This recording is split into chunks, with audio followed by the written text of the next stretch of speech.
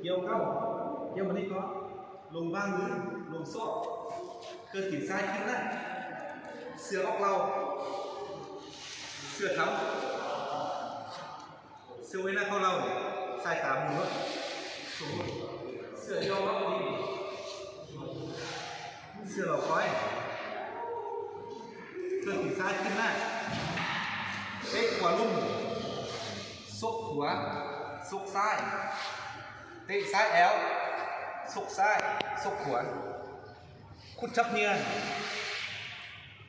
ฟันซอกขวาผ้าซอกซ้ายเข้าร้อยมูลเลยส้นกาวติ่งซ้ายขึ้นหน้าขั้วยันท่านครับลงคาเสีย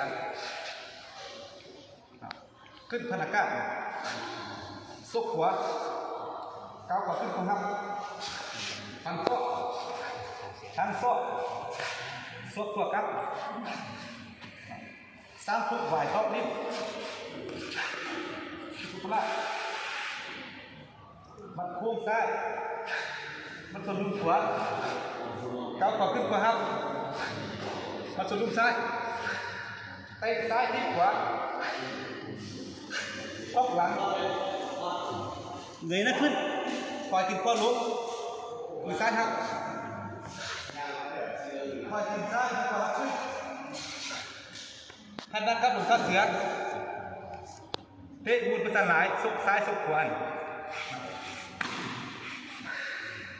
ซกข้างขวาซกข้างซ้ายท่านมาที่ภูเขา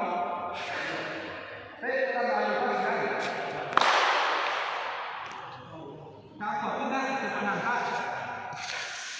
ขึ้นกระถึงไปกินข้าวพุ่งล็อกพุ่งขึ้นบนชุมบัวบานมอตีตบซอกก้าวขาขึ้นพลังกูตะทะข้างหลังสามทีไหมฟ้าลมตัวนี้มือซ้ายคุมไหม